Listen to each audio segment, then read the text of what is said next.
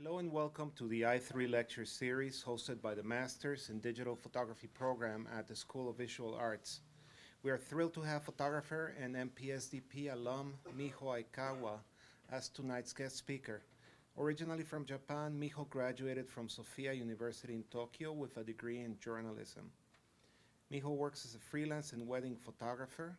She is known for crafting images that combine a documentary approach to human experience with the elegance and charm of a lifestyle photographer. Awards include 2014 Brooklyn and Atlanta Fence, 2012 PDN Top Knots Contest Grand Prize, 2009 Kiyosato Museum of Photographic Arts Young Portfolio.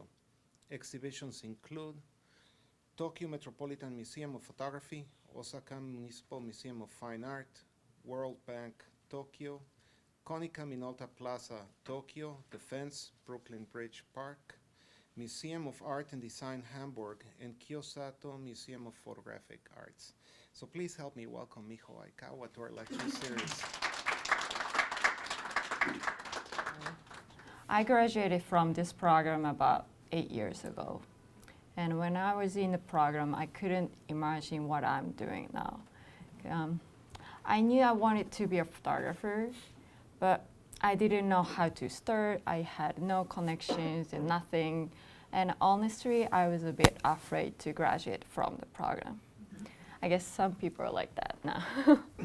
So I usually describe myself as a documentary lifestyle photographer. My foundation is in documentary photography. And I focus on shooting each casual moment that passed by our daily lives. But tonight, Jaime introduced me as a fine art photographer. That's my honor, because I always try to bring in the elements of fine art regardless what I'm shooting.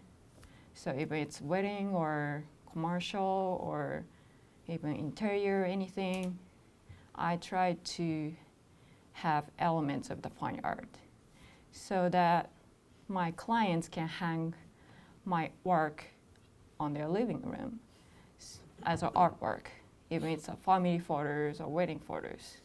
And those are not like a cheesy, typical, family photo or portrait photos. So that looks more like a fine art. So I do different kind of photo shoots for my living. I do wedding, portrait, family photos, and also commercial, editorial, and I do interior, exterior also. And my main field for now is wedding, portrait, and also interior, exterior. And those can be commercial, editorial, anything. So tonight, I'm going to talk about how I start my career and also how my personal project and my job shooting affect each other.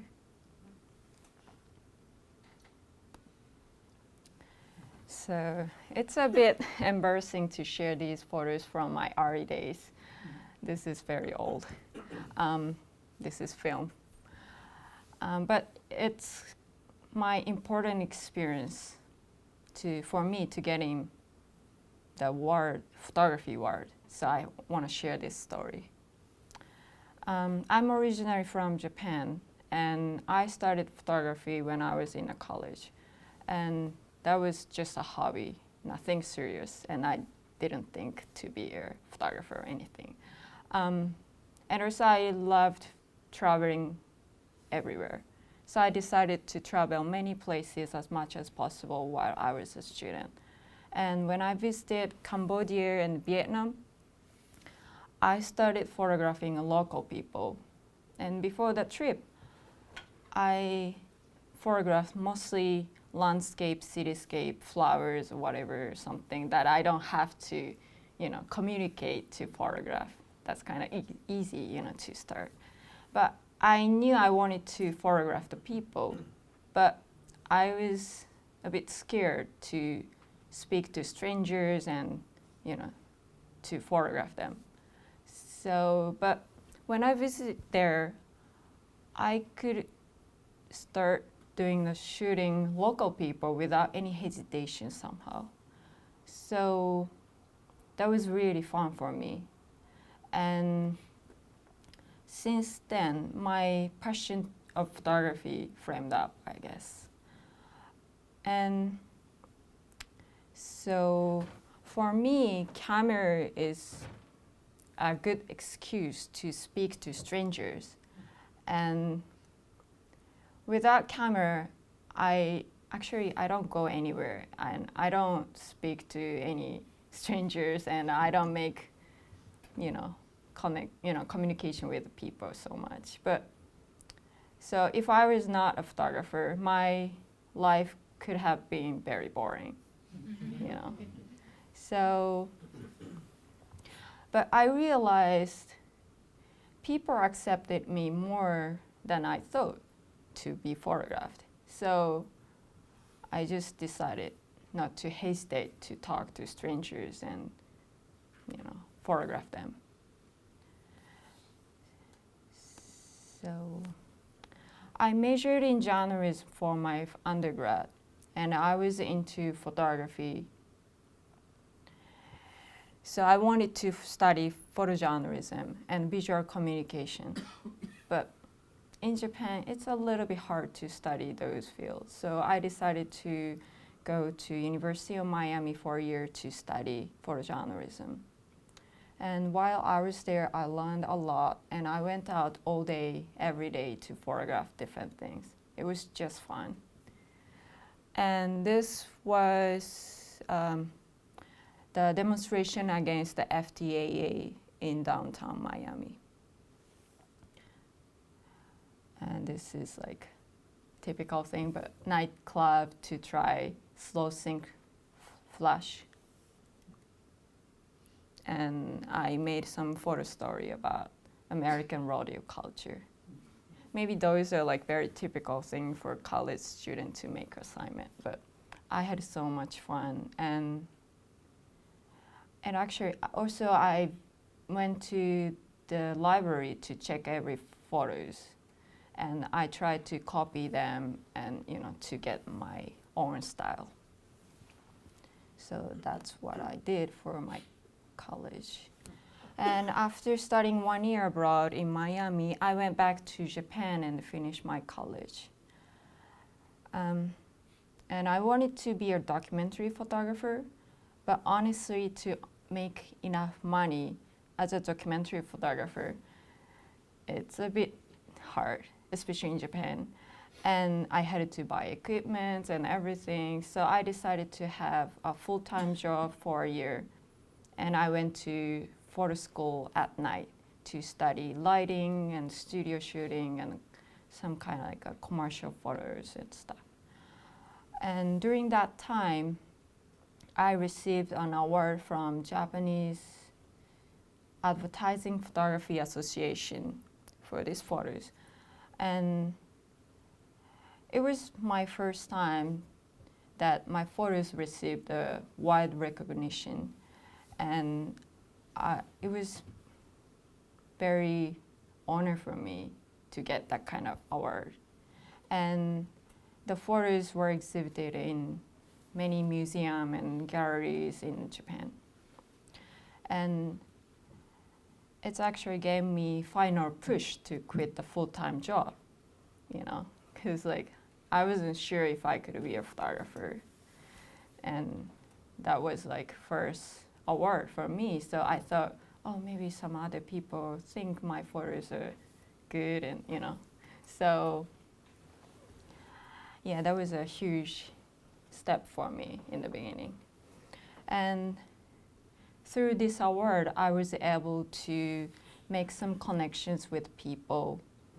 And for instance, like art director from Getty Images saw my photos at the museum, and they emailed me. And since then, I'm a contributor to the Getty Images. So that was kind of like big thing for me in the beginning. I had no clients, nothing. So getting award is kind of like key for me to establish my career. And I shoot so many things in Japan as a freelancer, editorial, commercial, and weddings and portrait. That was about 3.5 years, I guess. So besides those my jobs, I travel many different countries to make my own personal project that was more like a documentary style. And one of them was this Uganda, part of Africa. So in this project, I wanted to focus on the local people and their daily lives to understand who they are. And this photo was while we were taking shelter from the rain in front of the store.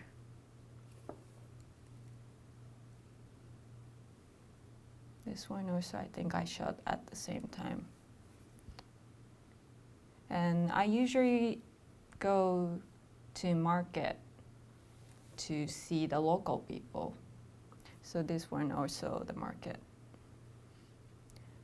Like every time when I go different places, market is kind of like interesting place to see the local people and how they live and what they eat and every those kind of thing.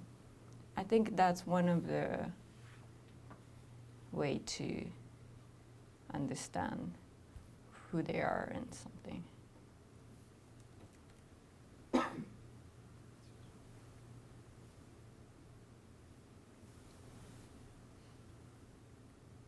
And I visited some schools to meet children.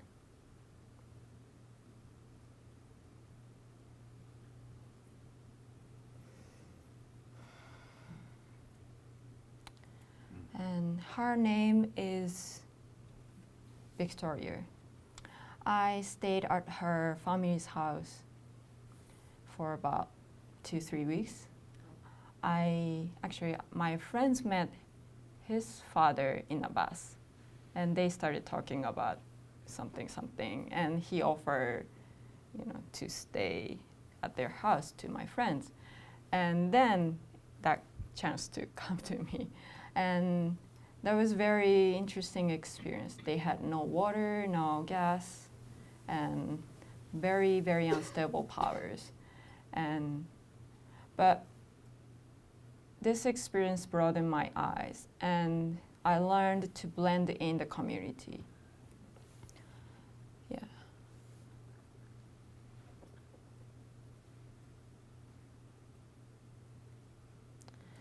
So I received some awards for this project, and I was able to do many exhibitions through Japan. And however, during these years, I was starting to experience like an increasing gap between the photos that I like to work on and also the photos that actually like actual bread and butter jobs that I had to take to pay my bills. And I felt I needed to change my environment. So that's how I came to New York. These personal projects were, very interesting, and I got award, but it didn't help to make money, really, in Japan, especially in Japan, I guess. So I thought, changing environment is kind of like a good thing for me at the time to start something new. So I started Dinner in New York photo project as my thesis at the SVA.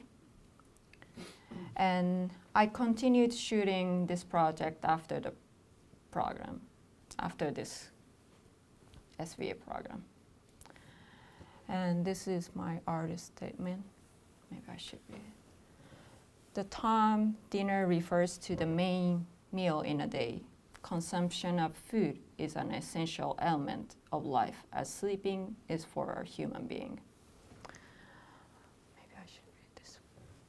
Most of the people who knows the importance of eating habits care about the quality of food and the nutrition. However, even if the food provides the necessary nutrition, that alone is not enough. The question is, what's the quality dinner? Having dinner is not just about eating food, but portrays many aspects of our lives. A study in public health nutrition, which compiles data relate. It's kind of hard to read. So, a study in public health nutrition, which compiles data related to American food-related time use over the past 30 years, reveals some interesting trends. Eating as a primary activity declined in the past 30 years.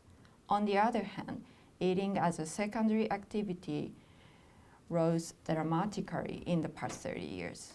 When we combine the primary and the secondary eating time, we see that we're spending more time.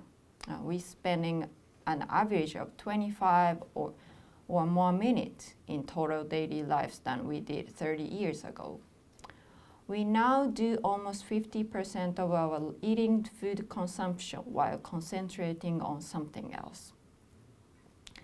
The spread of internet, computers, and cell phones in recent years has given people many methods of communication, and dinner has lost its original essence as an occasion to socialize with others.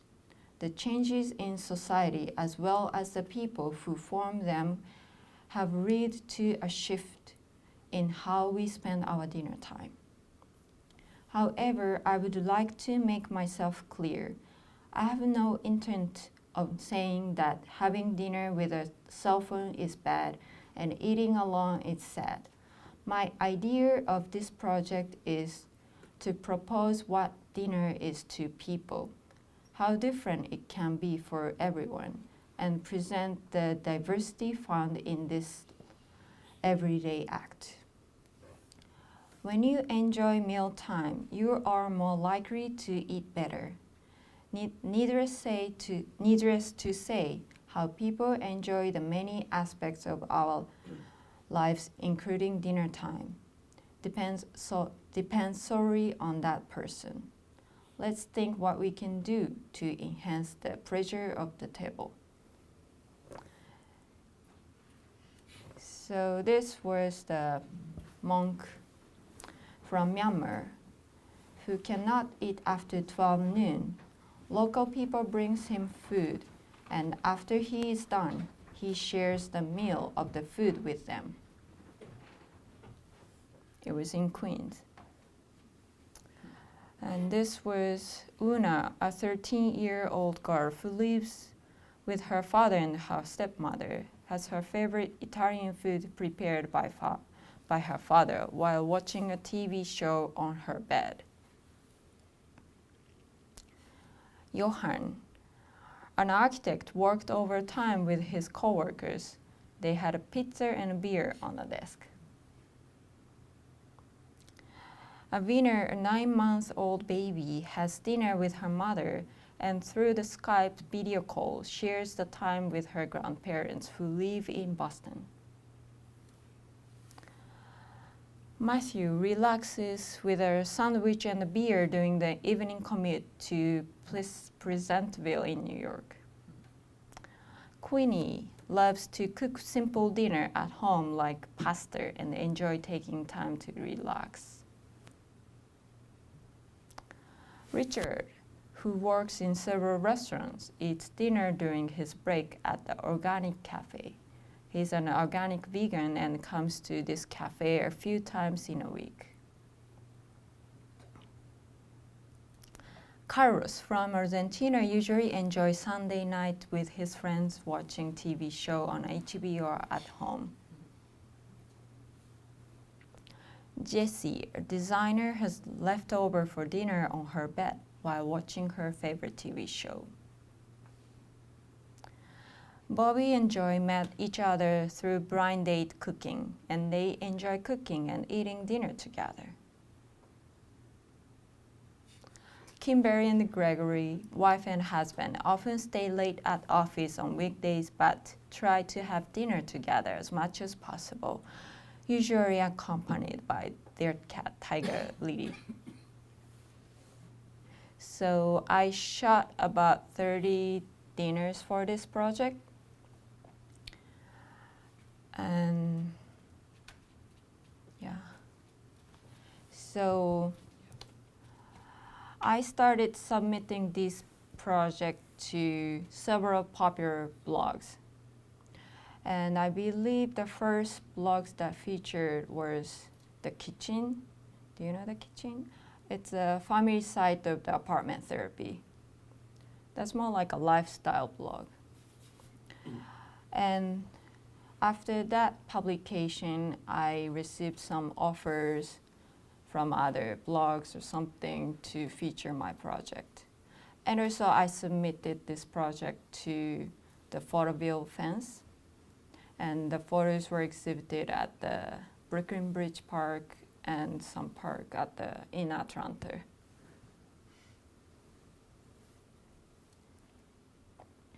And these were various publications such as photography blogs, lifestyle blogs, news blog, newspaper, fashion magazine, art magazines, and some art museums and some galleries. So it was very wide range and very international, and also in America too.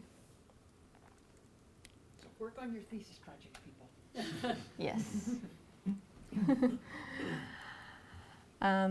Some of my clients who first saw my dinner project through these publications visited my website, and they found out I photograph editorial, interior, weddings, and some other things besides this project. And they offer some different opportunities. So these personal projects inspire my creativity and also create other opportunities to connect with people.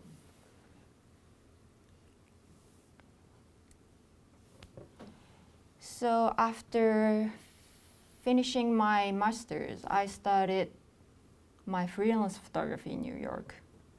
And of course, I had no clients in the beginning. And I was interested in interior, and also I loved to visit beautiful spaces. So I thought maybe I should start looking for some interior photo jobs.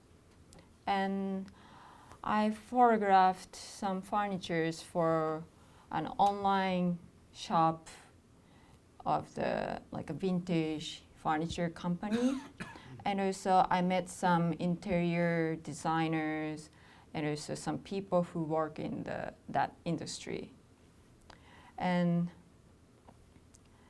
actually, I met some interior designers and those clients through my other photo shoots, like wedding shoots or something else.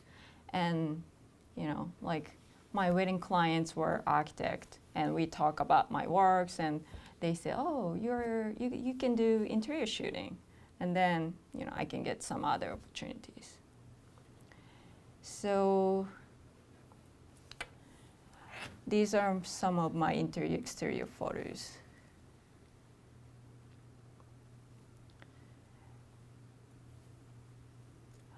And I think for interior photos, you have to find a beautiful space, amazing space, not like my apartment or other typical apartment. So it's kind of hard to make portfolio. But so I think first you have to meet some people, you know, like a designer or something, and they need some photos. So even it's not a good payment, you start doing that, and then you build your portfolio. So, and besides interior and exterior photos, I started wedding and portrait and family photos for my business. And in the beginning, I didn't know anybody who work for wedding industry in New York. So I emailed some wedding photographers and we had some coffee together. And also I went to some lectures and workshop, like one-day workshop or something, and make some connections. And also meet some vendors and venues, and we can collaborate something together. And also, I did some secondary photo shoot for a wedding photographer to make some portfolio. Because like you can't set up the real wedding for your own, portfolio. So I think secondary photo shoot is kind of like a good way to make your own portfolio. And also I asked my friends who got engaged for my engagement shooting and portfolio, and portrait photos. And those photos I submitted to wedding blogs.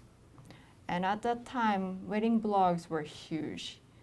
I think still wedding blogs are a good resource for brides and grooms. But I guess Instagram is also a big thing now.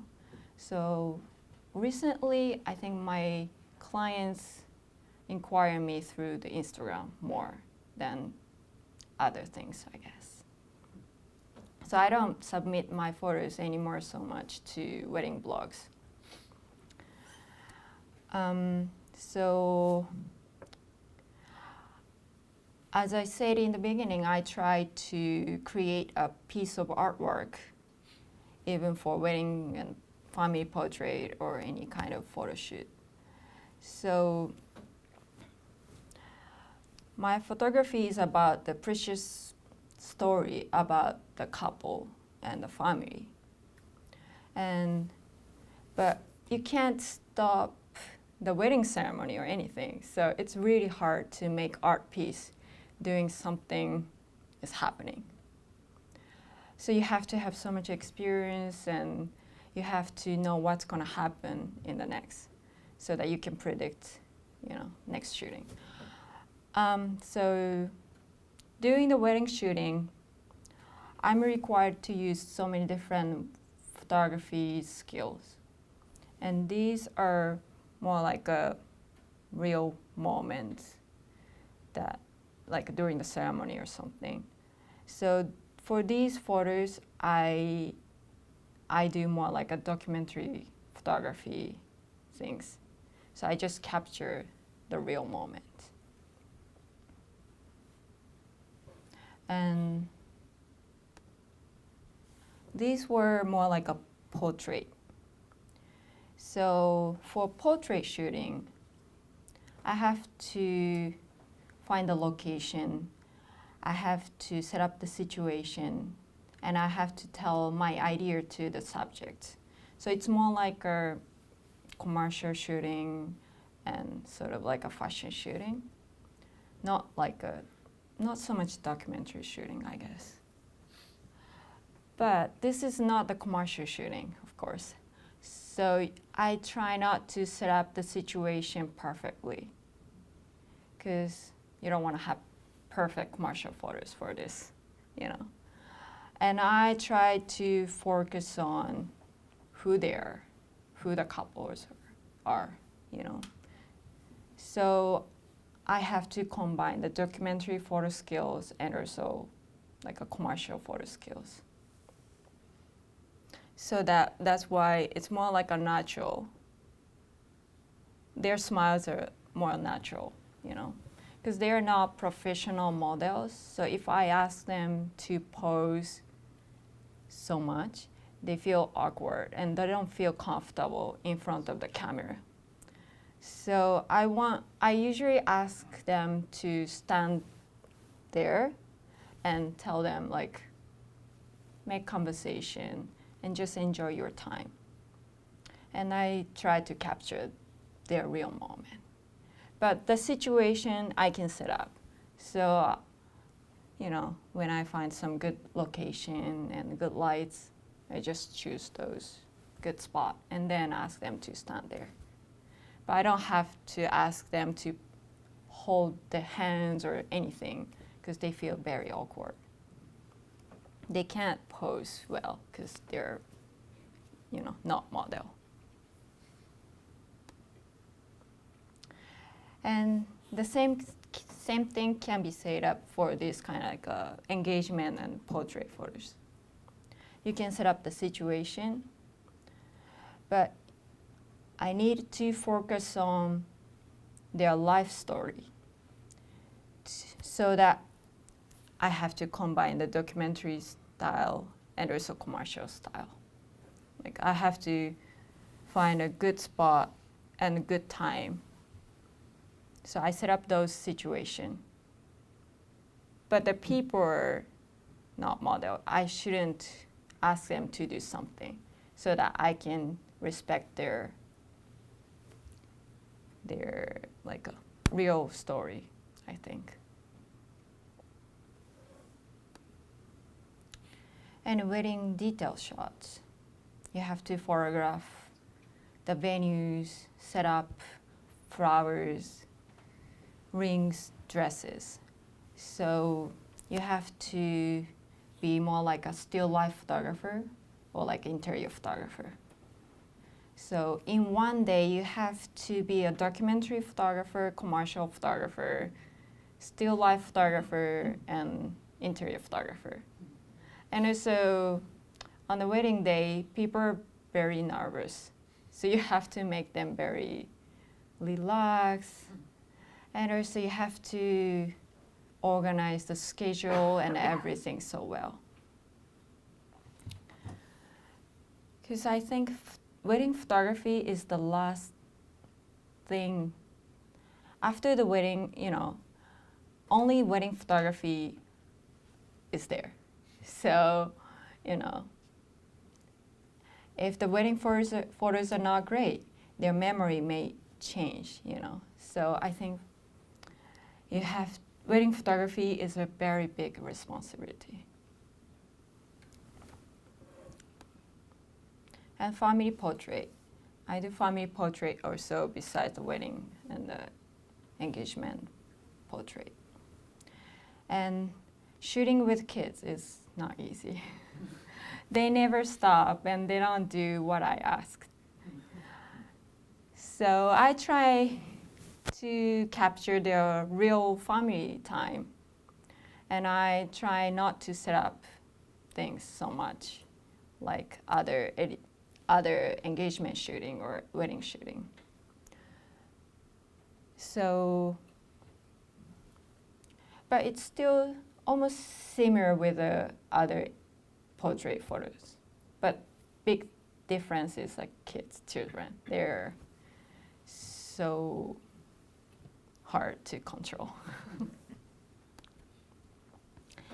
So I'm going to talk about my business thing later, but now I'm going to show my current photo project, Shokunin, Japanese Artisan Spirit. I'm still working on this project, so I haven't found the conclusion for this project yet. But I'm very, very looking forward to meeting new people through this project. So growing up in Japan and being raised by a designer mother, I had the opportunities to meet craftsmen and use their products from a very young age.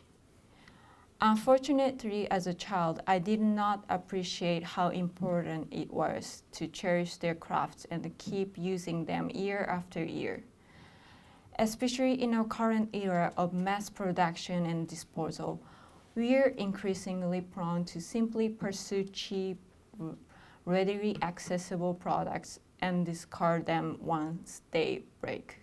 And we will continue to see cheap, so-so quality products as long as the race for the bottom continues around the globe. This is certainly bad news for the craftsmen who spend their entire life producing quality products, hoping hoping that whoever buy their crafts will take good care of their art as it attains its uniqueness through use and age. Japanese craftsmanship is by far one of the best in the world. I stand by this word with confidence. But the reality is that their skills and culture are losing its ground day by day. I had to come up with a way to revive the crafts that I care for, because the craftsmen care for their crafts. And so I embarked upon a new project that reveals the little-known stories of the masters behind my culture. Sugahara Studio, a glassware manufacturer in Chiba Prefecture, Japan.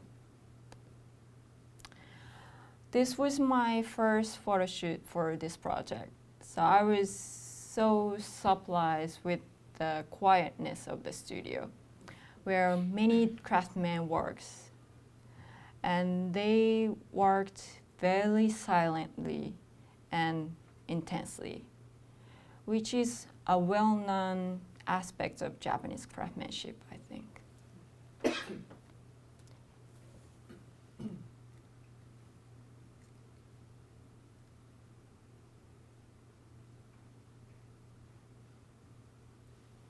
Even they work together, they don't talk so much.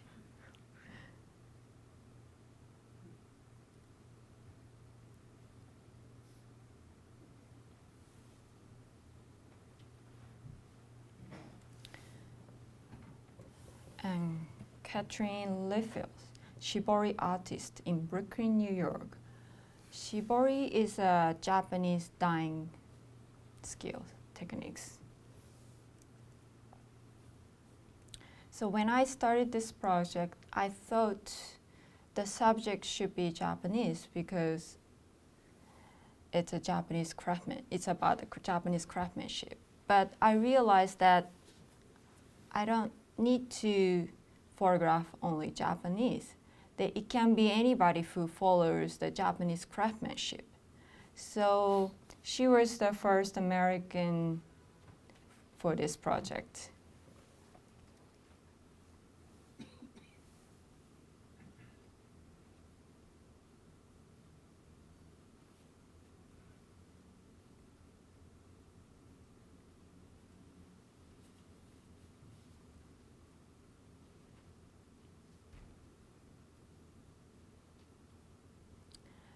Shino Takeda, a ceramicist in Brooklyn, New York.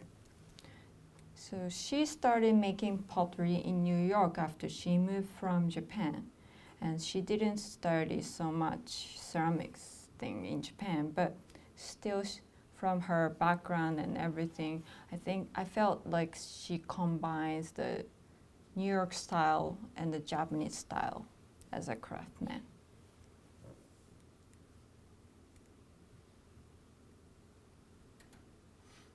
Actually, that spoon is like Japanese spoon for the rice, but she used it to make it smooth.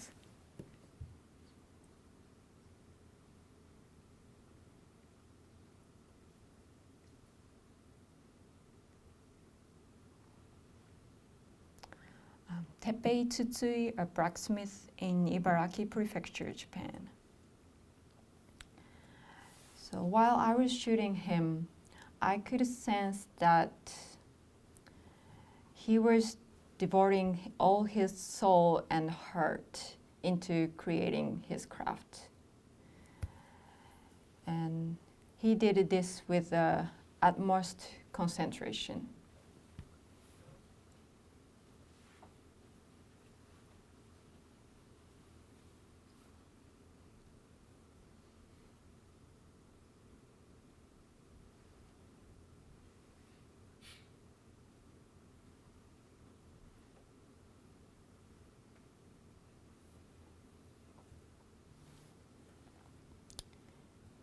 So for me, these personal projects are essential to building my career as a professional photographer.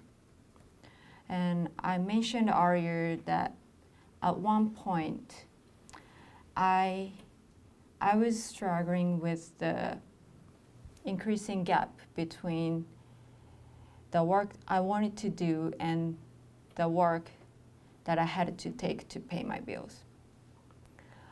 Well,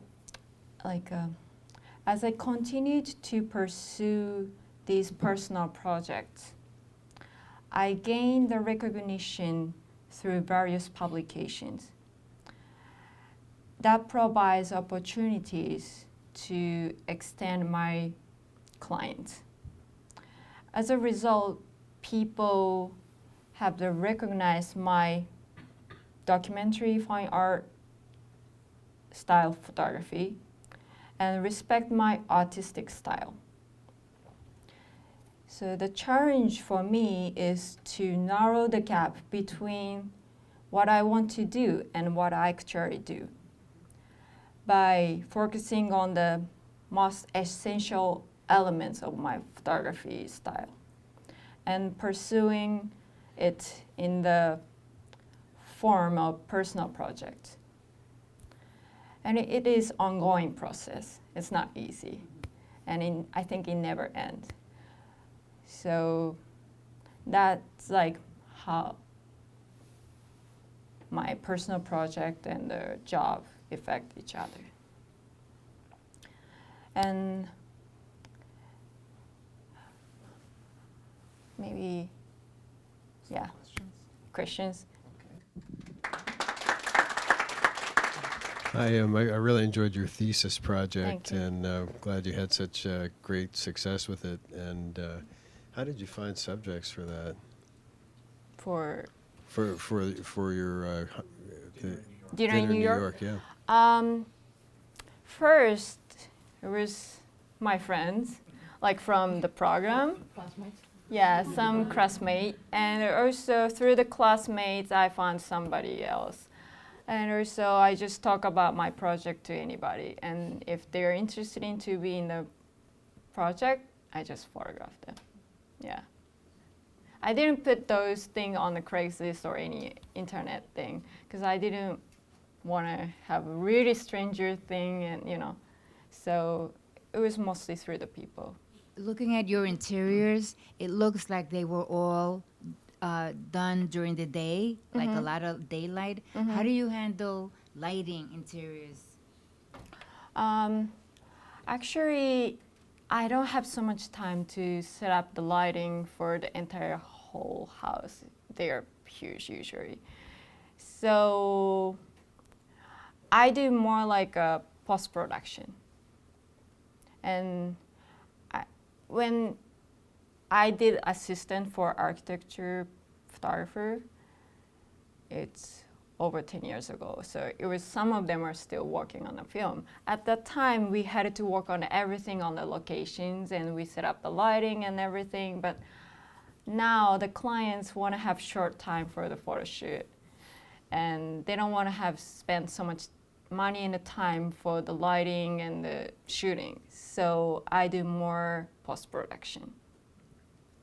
So most of the photos for the interior, I don't do any lighting on the location. I really love your thesis project, and I think it's really interesting also to see that you do a lot of like commercial work, especially like the wedding and portrait work. Just curious about when you're taking like wedding photography, like do you have like assistance for lighting? Like how do you manage the outside scenario? Sometimes I have a secondary photographer, but most of the case, I do everything by myself. And the lighting, I do some lighting for the wedding, but I try not to, so that I don't have to carry so many things. And I try to be more active on that day. So I want to capture the moment. So I don't set up so much lighting, and I don't do so much settings for the portrait on the wedding day, so that I can focus on more like capturing the moment.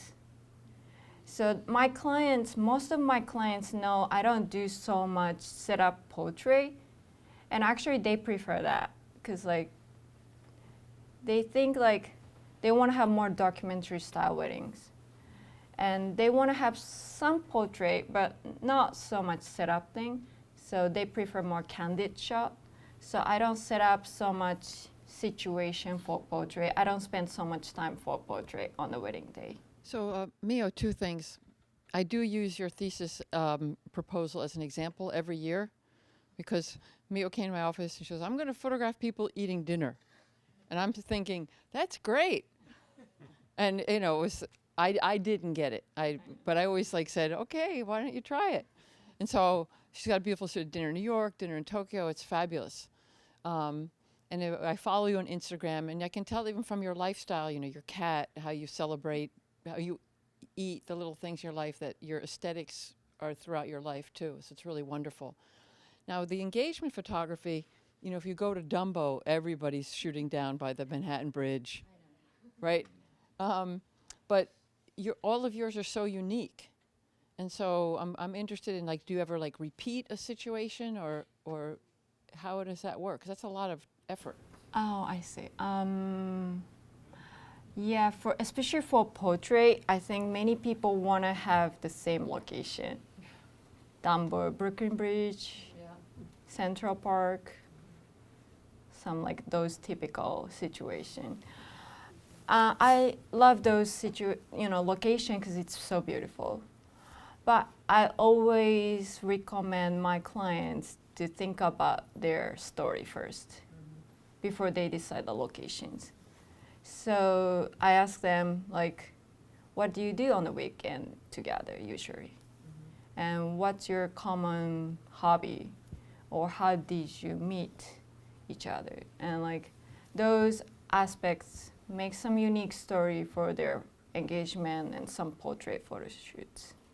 So we try to go some unique locations like a cafe where they used to date together, or like some street corner that their favorite place or whatever. It doesn't have to be fancy, beautiful situation. So many of my clients agree with me, so we go those spots besides like a Dumbo or Brooklyn Bridge. So usually like in 2 hours or something, we go 2-3 spots. So one can be like a Brooklyn Bridge or Dumbo or something, or Central Park, and other can be at their apartment or like their favorite spot anywhere in the city. So that's one of the way to make some unique photos for the engagement and portrait. But many of my clients are from other city, like Europe or Japan or anywhere. So those people want to have very typical New York photos. Like they prefer Union Square, Times Square, or like Central Park, Fifth Avenue, or something. So for those situations, I usually recommend very specific locations besides their ideas. So that, because they don't know any good spot in New York, they just check the travel books and. So, and I ask them some questions to know them so that I can recommend some good spot for them.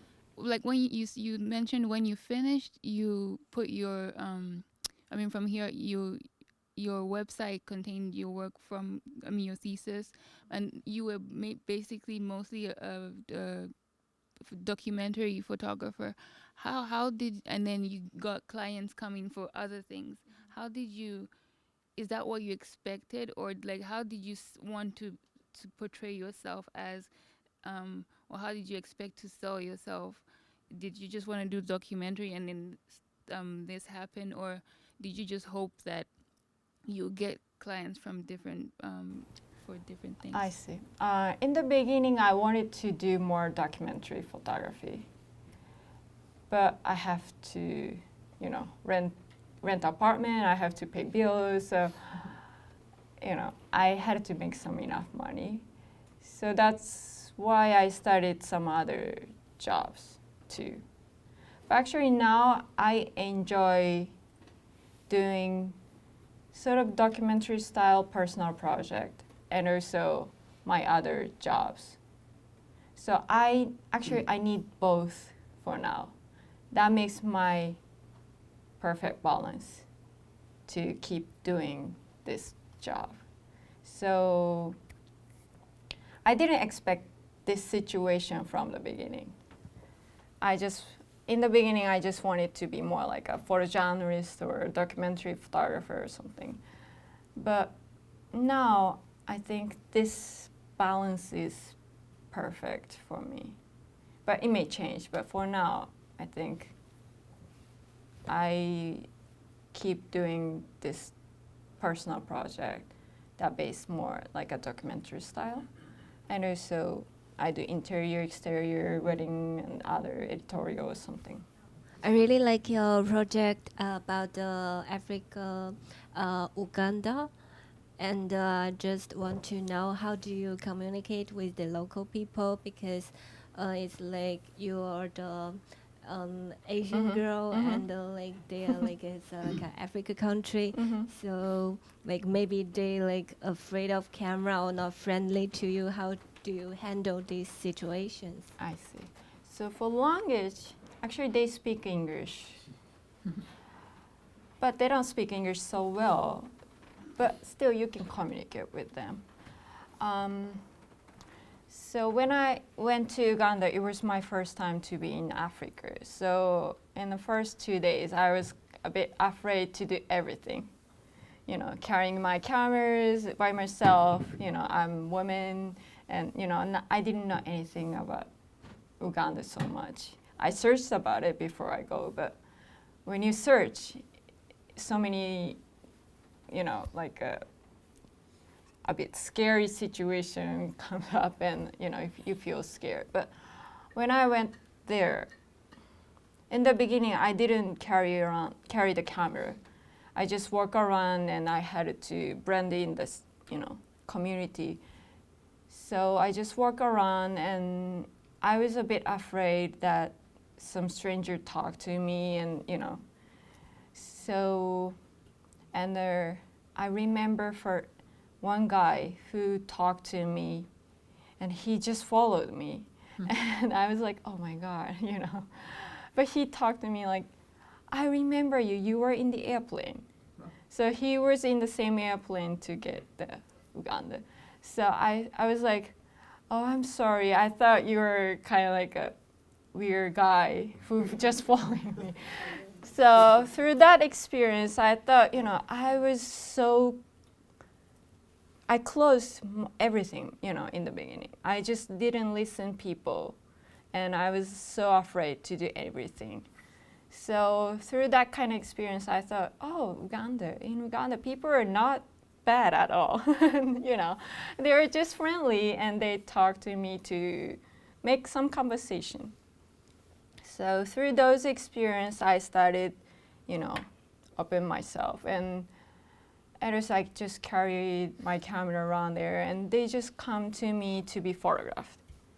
So before you go, maybe you feel like scared to go there by yourself and taking pictures. But like, so you need to spend some time, maybe like 1 day or 2 days without camera, just walk around and know them, you know, through some communication, and just talk to them and something. So in the beginning, you don't have to photograph. You just need to feel comfortable. And through those experiences, naturally you started photographing. Thank you so much, Miho. Great talk.